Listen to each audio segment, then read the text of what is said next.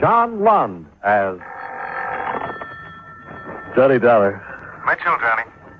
What do you know about the land of milk and honey? Oh, at 4:30 in the morning. The sun's been up for 3 hours in Beirut, Lebanon. And it's shining brightly on a happy man by the name of Brett Cunningham on a shipwrecked yacht. Insured by you? Uh-huh. How much is Cunningham happy about? $90,000. I don't blame him. Good night, Mitch. The yacht went down in calm weather on a smooth sea, Johnny. Johnny?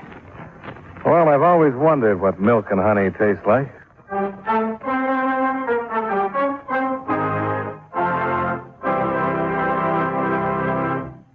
Expense account submitted by Special Investigator Johnny Dollar to Home Office, Eastern Indemnity and Insurance Company, Hartford, Connecticut.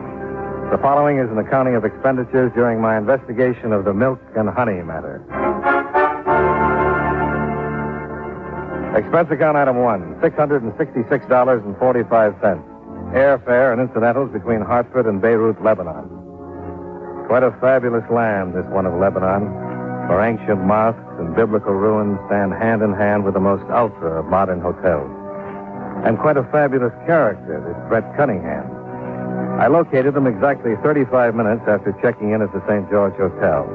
He was just where everyone I questioned said he'd be. At the Suaita, a swank gambling casino just outside of town on the Beirut-Damascus highway. Voilà, rouge et affaire.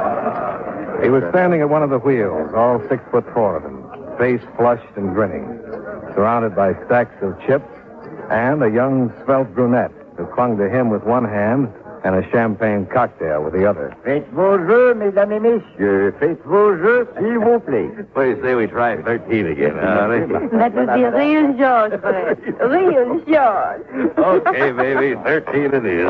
Are you Brett Cunningham? Uh-huh. Okay, Charlie, let her spin. Rien ne va plus. My name is Johnny Dollar. Messieurs, mesdames. I'd like to talk to you for a minute, Cunningham. Some other time. It's pretty important. Well, don't spin her so hard the next time, Charlie. It takes too long to get action for my money. You are American, no, mister? That's right. Nadia thinks you are real George, Mr. American. Well, thanks a lot. It's about that yacht of yours, Cunningham. Insurance? Yeah. I figured. Très noir et affaire. Hey, how about that? Stack them up for me, Charlie. Oui, monsieur. It's going to be a big night, baby. A big night. Oh, oui, Brett, real George. Faites vos jeux, About mesdames et that yacht. messieurs. You got my check with you, Dollar? That comes later. What comes now? Some routine questions. Such as? Such as, how come your yacht went down in a smooth sea and calm weather? Oh, worried about a fraudulent claim? Are you? Hey, put these on 00, Charlie. Rien ne va plus. Rien ne va plus, mesdames et messieurs. Well, Mr. Cunningham? Oh, yeah. Well, she hit a derelict, dove in the bow, went down in less than 3 minutes. Just like that. Why not? I don't know. Then maybe you'd like to find out, huh? Well, no harm trying. Oh, sure. You do that, Dollar. You'll find me right here when you're ready to pay off.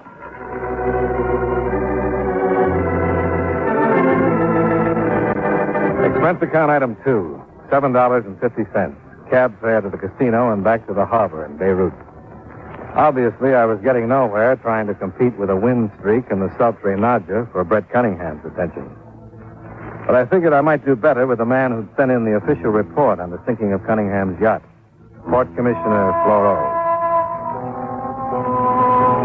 I found Commissioner Floro on the second floor of a baked clay office building, which was surrounded by bales of drying sheepskins and casks of olive oil and dates. A wheezing electric fan fought a losing battle with the overpowering heat, but it did succeed in spreading the odors around to maximum effect.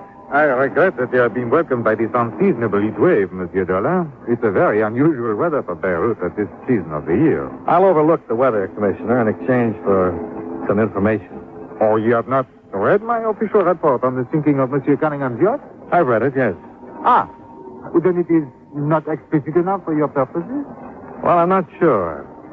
Would you mind running over the highlights for me again? No, not at all. At approximately 10:23, the evening of the 28th of November, Monsieur Cunningham's yacht, the Happy Time, struck a submerged derelict some 200 meters off the coast of Lebanon. It went down within 3 minutes' time. There's no question about that being the cause of the sinking? We have a sworn affidavit to that effect, signed by Monsieur Cunningham and one sailor out of the crew of 8 who survived the sinking with him. No other witnesses? None.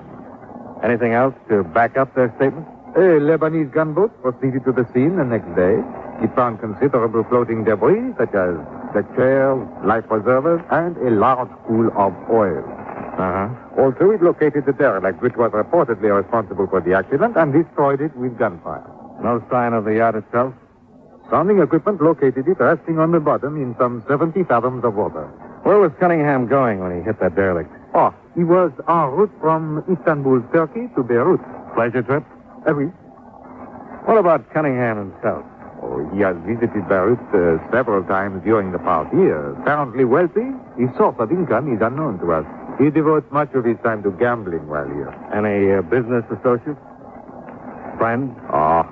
Only the croupiers. And that girl, Nadja? Oh, there are many like her here in Beirut. With Monsieur Cunningham, it is a different one each visit. Well, thanks for your trouble, Commissioner. Oh, pas de quoi, Monsieur Dollar. However, I have the feeling you are not entirely satisfied with the results of this interview. It was a clear moonlit night, Commissioner. A calm sea. There must have been lifeboats aboard. That is correct. I was just wondering why only 2 survivors out of a crew of 8. You find it a disturbing factor, Monsieur? Don't you? Yeah, my duty ends with the factual reporting of what has occurred, Monsieur Dollar. So does mine. Before I left him, Commissioner Floro gave me the name and the address of the sailor who'd survived the sinking. I found him deep in the native quarter behind the bazaars on a narrow, twisting street black with shadows that was called El Ekbad.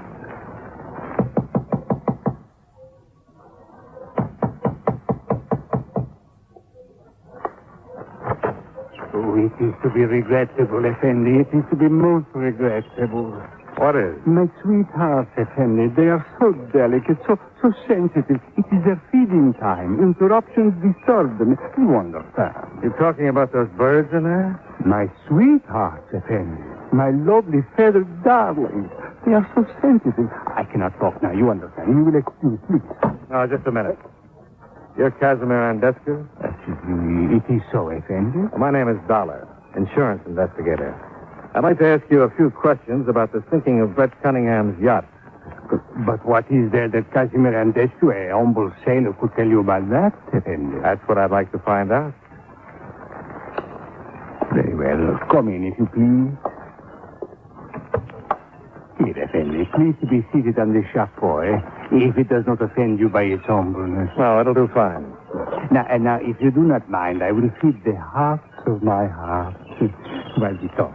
They are so hungry, poor things, and they're so sensitive. Oh, go right ahead. I have collected them from all over the world, Effendi. My favorites, such as Fatima here, I take with me on all my voyages. I'm interested in your last voyage. What happened? It was so unfortunate, Effendi. It was about 10 o'clock on the night on the 28th of November, some 200 meters off the shore of Lebanon. The yacht she struck a derelict and went down in less than 3 minutes. So unfortunate. Now tell me what really happened. Effendi, I've sworn to this information before the commissioner of the port. I read the report. I don't have to believe it. Dear Krishna, beloved of all beloveds, for you, my sweetest one. Well, Mr. Andescu? Effendi, I am but a poor man. How much? You understand, it is not for myself that I ask, Effendi. It is for these poor ones here. How much? Andescu is a reasonable man. He will ask only for the 10% of the claim. $9,000. Oh, I couldn't ask anyone to be that reasonable. Is it 6,000, perhaps? 500. Effendi, my ancestors would show me in paradise. Well, that'd show pretty good taste. 500. Oh, it is most regrettable, Effendi, but Andescu can tell you nothing. Okay. It is not that I am mercenary, Effendi. So far as money is concerned, I would not ask 1 dinar for myself. You understand what I am saying, Effendi? Oh, sure. It's strictly for the bird. Expense account item 3, $27.50. A radiogram to Intelligence Division, Turkish Police in Istanbul. Expense account item 4, $3.50. Cab fare out to the Estahuaydo Casino. The return trip being occasioned by a phone call just as I was climbing into bed for the night. Johnny Dollar. Brett Cunningham, Dollar. Oh, what's on your mind, Cunningham? That check for 90 grand. Well, you sound anxious. Your win streak peter out? No, still doing all right. But you've just hit all over the board. Being cryptic doesn't suit your personality. How about honesty? I'll be happy to read any character references in the morning. Would you rather read my signature on a quit claim to that insurance tonight? You don't sound as though you've been drinking. I haven't. Well, why the sudden change of attitude? Are you interested in analyzing me or in that quit claim? Where are you? At the casino. I'll be right there.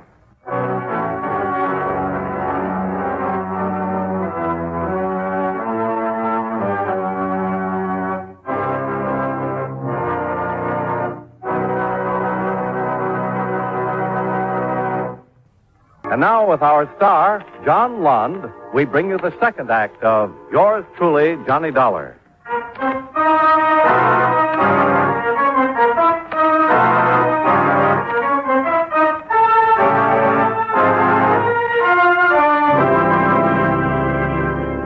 I was stopped at the edge of the casino parking area by an efficient-looking Lebanese police sergeant. Over his shoulder, I could see portable floodlights, a rope-back crowd, a twisted heap of metal that was once an automobile, and the slim, dapper figure of Port Commissioner Floro. I managed to catch Floro's eye, and he waved me inside the rope and past the guard. May I ask why you have returned here to the casino at this hour, Monsieur Dollar? Well, I'm not a gambling man, Commissioner. It was to see Monsieur Cunningham, then. That's a reasonable guess. You have arrived too late, Monsieur. Is that Cunningham's car? Oui. Explosive wire to the starter. As you can see, his death must have been practically instantaneous. Yeah. Efficient, if not neat. Hey, why did you wish to see Monsieur Cunningham at this hour? He called me. He said he was ready to sign a release on his insurance claim. Oh, and why should he do that? I don't know. And this won't help to clarify it any.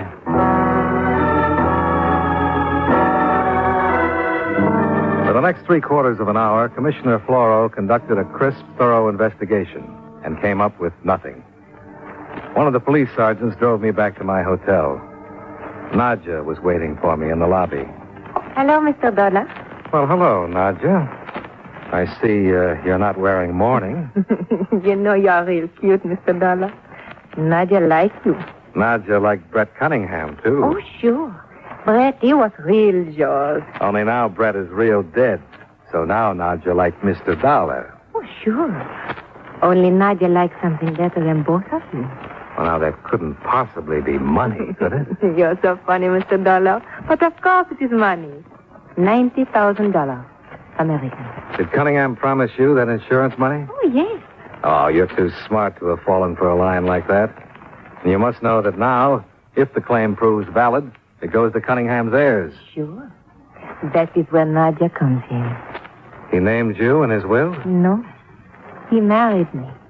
Nadia is Mrs. Brett Cunningham. Is that not real crazy, Mr. Dollar? After Nadja dropped her little bombshell and took her giggling departure, I checked with Commissioner Floro, who in turn checked with the Public Records Administration. Brett Cunningham and Nadja had been married the evening before in the manager's office at the Estahuaydo Casino. Expense account item 6, $17.25. Radio phone call to Istanbul, Turkey. I spoke with Chief Inspector Debrigi. 1,000 pardons, Mr. Dollar, for not having replied to your radiogram before this. But we have been having some difficulty in obtaining the information you request. Well, that happens, Inspector. What have you run into? We know that Mr. Cunningham's yacht, the Happy Time, sailed from Istanbul on the afternoon of the 24th November bound for Beirut. Our trouble has been with this motor schooner, the El Hussein. The El Hussein, what's that? Oh, a ship of Lebanese registry, 400 tons, launched in 1923. It was being towed by Mr. Cunningham's yacht. Who is the registered owner, Inspector? That is what has taken the time, Mr. Duff. We have no record of him in our files. We've been unable to learn anything about him. His name is Casimir Andescu. A quick run over to the native quarter verified what I was already pretty sure of. Andescu had flown with his birds of a feather. Expense account item 6, $55 for the rental of a motor launch, equipped with skipper, hand winch, 100 fathoms of good steel chain, and a number of grappling hooks. We sailed out of Beirut Harbor and headed northward up the coast of Lebanon.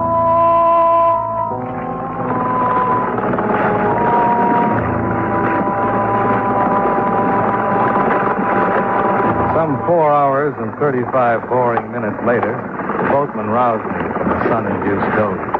There, Effendi, upon the shore. That is the ruined tower which you seek. Fits Commissioner Floro's description, all right. And now, Effendi? We'll do some fishing. I dropped about 70 fathoms of chain overboard with grappling hooks attached, and we began trolling slowly back and forth, some 200 meters offshore.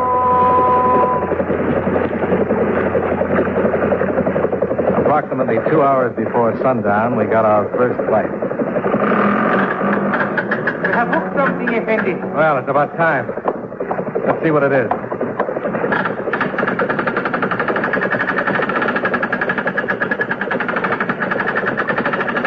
Suddenly, someone objected to our finishing the job. The shooting, Effendi. It is coming from the shore. From that ruined tower, I think. Come on, let's get out of here.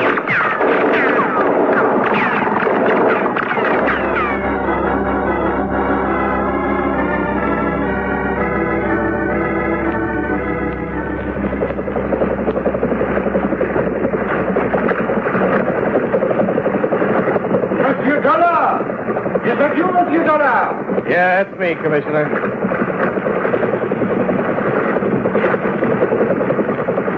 I have expected you back hours ago. I was beginning to be concerned that something had happened to you. It almost did. I will tie up, Effendi. Okay. Watch it.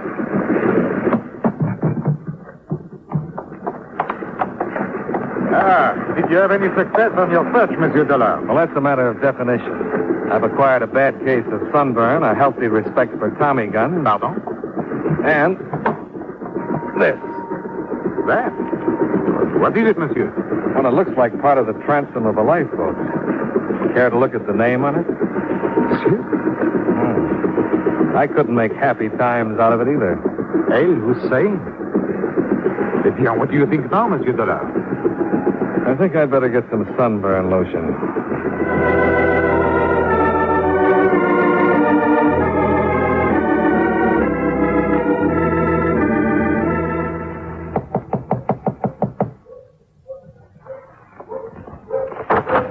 Oh, it is you, Mr. Dollar. Oh, what has happened to your face? It looks so funny. I was hoping you'd skip the compliments and invite me in. Oh, sure, Johnny. Thanks. You come here not to pay neither the check, Johnny? I'm going to do something better than that. You're real crazy, Johnny. Nadia likes you. How well do you like Casimir Andescu? Him? He's a nothing. Why do we talk about him? Well, if we don't, somebody might get the idea that you're guilty of fraud and murder. Johnny. Now you're not being real crazy anymore. Nadia did not do these things, you say? Somebody murdered her husband, Brett Cunningham. Oh, sure, but Nadia did not do this. And somebody tried to defraud an insurance company out of $90,000 by sinking an ancient wreck called the El Hussein instead of a yacht. Oh, Johnny. Then you know about this. And now Nadia will not get the money. That's the general idea. That is not nice, Johnny. Why should you tell anyone? If Nadia gets the money, she would give you half. That would be real yours, no? You're missing a point somewhere, Nadia. Or didn't you know that you can't spend money in prison? If Nadia tell you about Casimir Andescu, then she does not have to go? That depends on what she tells me. Oh. Nadia will tell you the truth. Oh, that'll be refreshing. You see, my Brett, he was gambling in Istanbul. He lose much money to Casimir and Rescue, $15,000. And he cannot pay. Casimir does not like this. Well, I don't blame him. That's a lot of money for a sailor not to collect. Johnny, Casimir is no sailor. He's a big gambler, big smuggler, a real businessman. My apologies to Casimir. Anyway, for Brett to pay off, Casimir tell him what to do about the boat, and they will make me 50-50 on insurance. That was good sense, no? Let's not stop to discuss ethics at this point, shall we? Well, anyway, afterwards, Brett comes here. He gamble and win big. So he want to pay Casimir back what he owes from Istanbul. Brett figured he could collect all the insurance himself then. Oui. It was smart of you, no? Oh, sure. But Casimir say no. And Brett get angry. And that's when he pulled his dog in the manger bit. What, Johnny? He told Casimir that if he couldn't have it all, he'd see that Casimir didn't have any. So he phoned me to call the whole thing off. Just a bluff to scare Casimir into giving him a better deal. Oui. Only Casimir, he got angry too. And wired Brett's car for him. Oui. Where's Casimir now? I think he's with the yacht, Johnny. And where's that? Up north, just beside of Tripoli, there's a small fishing village. Kabadi. Maybe you find him there. Maybe.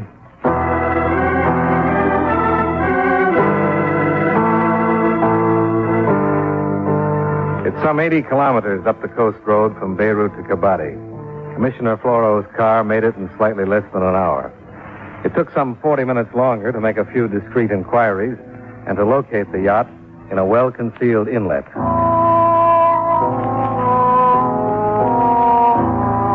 Even in the dark, the hasty remodeling work was apparent. A dummy stack, paint job, some false superstructure work. She couldn't have looked much like the trim yacht that had departed Istanbul a week or so ago.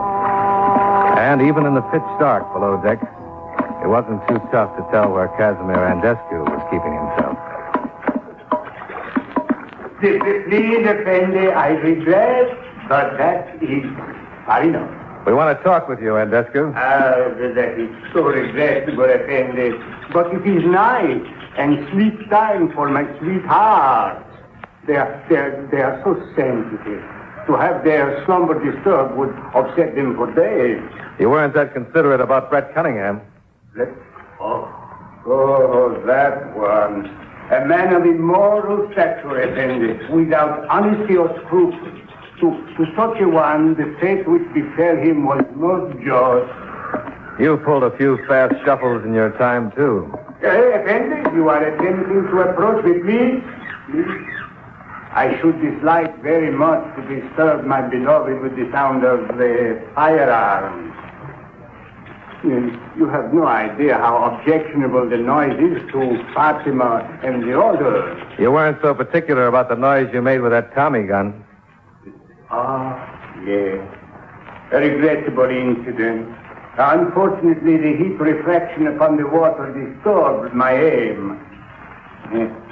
Obviously, your fishing expedition was successful.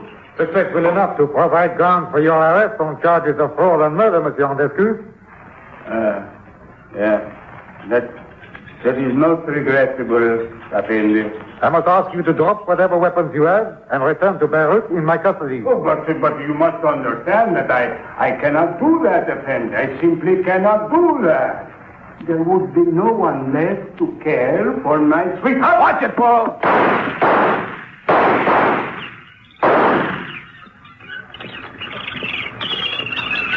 Floro? All right, Monsieur Dillon. Shine your light into that corner. See? Andescu should not have attempted to battle his way out, Dollar. It was the wrong thing for him to do. He was right about one thing, though. Oh? Those birds did object to the noise.